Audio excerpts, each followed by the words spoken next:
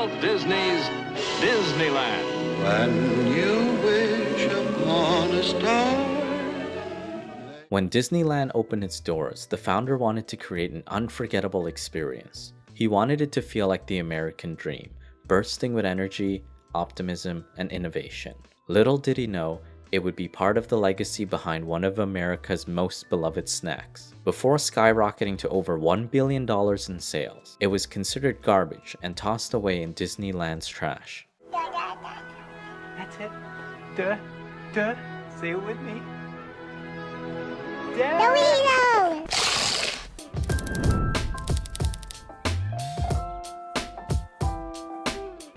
In the early 1930s, Charles Elmer Doolin was about to lose his family's business, the Highland Confectionery in San Antonio.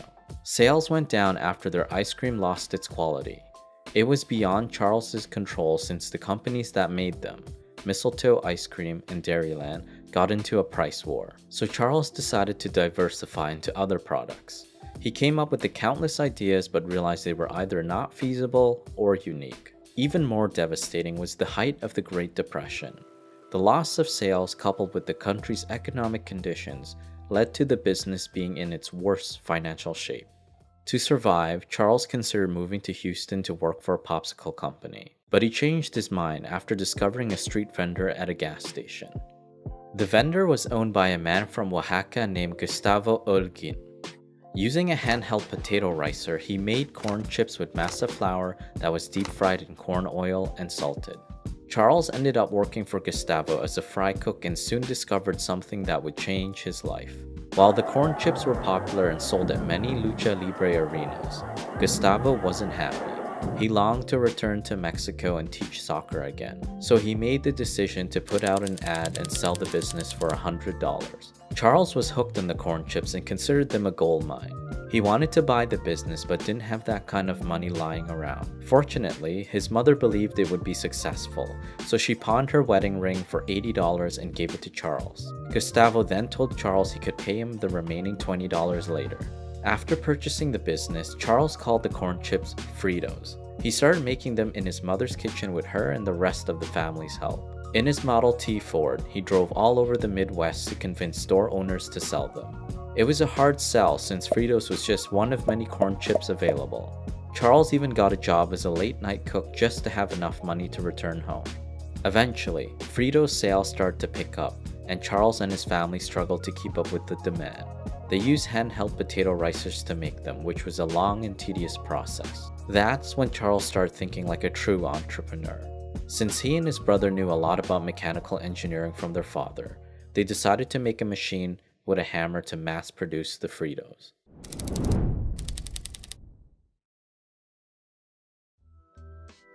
By the 1950s, Charles moved operations from his mother's kitchen to her garage, and then the house next door. He later opened 2 manufacturing plants in Dallas and Tulsa and invented new products including Cheetos. Inspired by the founder of the Ford Motor Company, Henry Ford, the manufacturing plants were modernized by adding an assembly line and conveyor belt. Charles also started growing his own strain of corn. He hired farmers throughout Texas to plant different varieties until he found the right taste. It became the secret ingredients in Fritos that helped the company expand. Still, Charles wasn't satisfied. He wanted to do more than fill households with his products. He wanted to open his own restaurant. Not just anywhere, but inside the happiest place on earth, Disneyland. Right after Disneyland opened, Charles managed to convince the founder, Walt Disney, to let him open a restaurant in Frontierland. Walt gave him the green light in exchange for a corporate sponsorship. The restaurant was called Casa de Fritos. It served a fusion of Mexican and American cuisine and Frito inventions, including their famous Frito chili pie. Unfortunately, Charles never got to see how the Frito company would continue to grow. He passed away just 4 years after opening Casa de Fritos. His daughter Kalita Doolin and others have since revealed that Gustavo wasn't the only one who planted the seeds for his company's legacy, including the birth of Doritos. Aside from Charles' family and employees, others played an even bigger part through maintaining a Mexican tradition and pursuing their own American dream. Some of their stories date back to before and after Charles' time.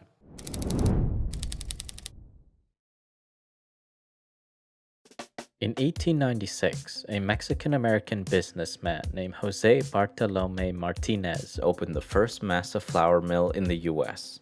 While it was an immediate success, Jose wasn't satisfied.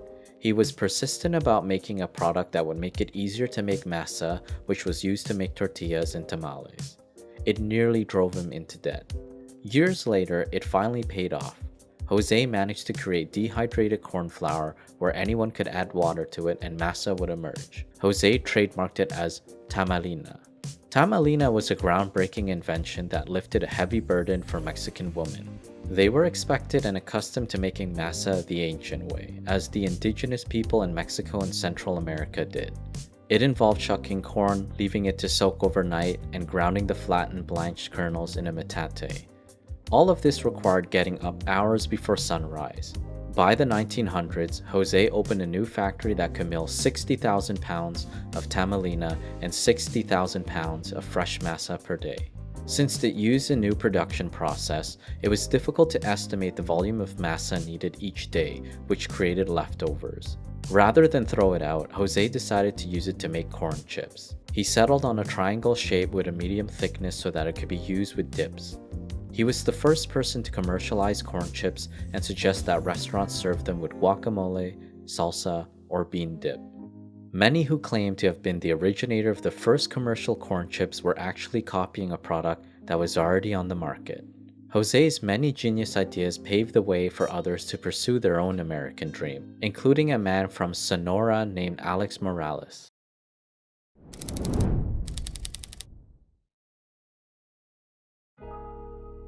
By 1906, Alex and his wife made a living by selling tamales from a wagon. They later expanded the business into a restaurant and then a tamale factory called Alex Foods. It was only 10 minutes up the street from Disneyland.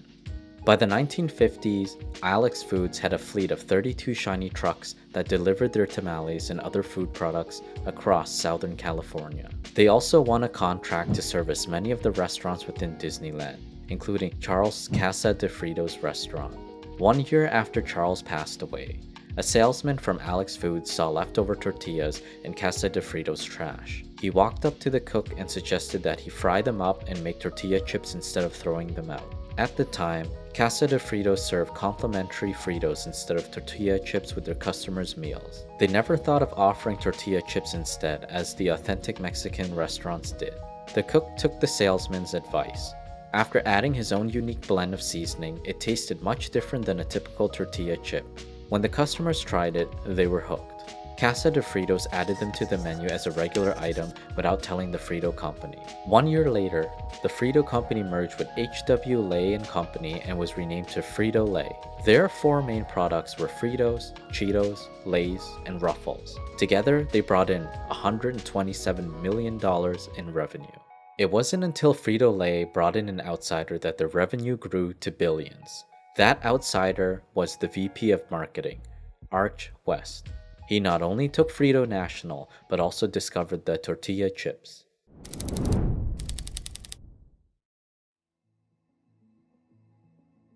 In 1914, Arch was born to Scottish immigrants in Indianapolis. His father passed away when he was still very young, leaving his mother to care for him and his brother alone. As a domestic worker, she struggled to feed or clothe them, so she made the difficult choice of sending them to an orphanage. After high school, Arch attended Franklin College on a scholarship to study business. He graduated in 1936 and then served in the Navy in the Pacific during World War II. When Arch returned from the war, he worked as a traveling salesman and then later a Madison Avenue advertising manager. Even though he grew up in an orphanage, he was not risk averse. He moved from job to job and did well along the way, but it certainly wasn't because he was a great solver of formulas. He just had a good sense of what people might like and might be willing to spend their money on. By 1960, Arch started working for the Frito-Lay company in Dallas as their VP of marketing. Coming from New York, he was the first outsider they brought in, and his colleagues made sure he knew it. He was a proponent, every once in a while somebody has to take a beating in their life that they don't deserve. So he got beat up early on because he talked and thought different, and he just persevered. 2 years into the job, Arch took his wife and 3 kids on a trip to Southern California. While driving, he spotted a tiny Mexican shack on the side of the highway between Los Angeles and San Diego. Curious, he pulled over and ordered a small container of tortilla chips. It was like nothing he had ever tasted before and had a crunch to them. Besides shape, the crunch was the biggest factor that made them different from Fritos. Fritos were fried pieces of cornmeal, where tortilla chips were baked before frying, making them crunchier. Arch started thinking about what could be done with tortilla chips. If the Frito company made it a substrate, different flavors could be added. They could then target different market segments by creating local favorite flavors, which was difficult with Fritos. Tortilla chips just might be Frito-Lay's next big thing, Arch thought to himself. When he returned to work, he gathered his fellow executives in a boardroom and pitched his idea. Why would Americans want tortilla chips when they already had perfectly good corn chips, they argued. They were concerned that Arch's idea would eat up Fritos and Cheetos' market by taking away from their sales. Their instructions were clear: do not pursue tortilla chips. When he first presented the idea to the Frito board, remember this was the only guy in the room who was not drawling in a Texas drawl. They said that's not a very good idea because it'll cannibalize Frito sales. Arch was so confident about his idea that he secretly funneled his own money to an off-site facility to develop his concept. Afterwards, he tested the market in San Diego. He also came up with a new plan for his second pitch. He would not only hand his colleagues samples, but market them as being more than just tortilla chips. They were Doritos, a name that he had already received approval for. 2 years earlier, Arch traveled to Mexico City to trademark Fritos with the company's legal department. Their application was denied. It was considered too generic since Fritos just meant fried in Spanish. Instead of packing his bags and leaving, Arch decided to stay. We might as well try to invent something else that goes with Cheetos and Fritos, he thought to himself. Arch started thinking about how the color of Fritos was considered gold more than anything else. Sensing that would give him a head start, he asked someone what gold was in Spanish. Oro, they told him. Arch felt it had potential, but it was missing something, so he asked what little was in Spanish. Ito. The two words paired together made him think of the letter D, and that it would work well in the beginning. That's how he came up with the name Doritos, meaning little pieces of gold. When Arch made his second pitch, he told his colleagues, "Remember that idea you hated? Well, I had the chance to dust off my resume in case you don't like it, but I did a quick test and it jumped off the shelves and didn't move the needle at all on Fritos sales." Finally, Arch was given the green light. But after launching, Arch realized he had more convincing to do. Doritos sold decently in the Southwest, where people knew the pointed tip could easily scoop globs of dip, whereas the rest of America didn't know what to make of them, especially since they sounded Mexican but didn't taste Mexican. Arch refused to give up. He even suggested a riskier idea. Make Doritos taste like a taco, he instructed. His colleagues laughed and told him, "That's not a flavor, that's a thing." "Of course it's a thing, you know that, I know that, but there's 97% of the United States that doesn't know that," Arch argued. His colleagues didn't understand the possibilities of flavor technology, which had become more advanced by then. Arch was one step ahead.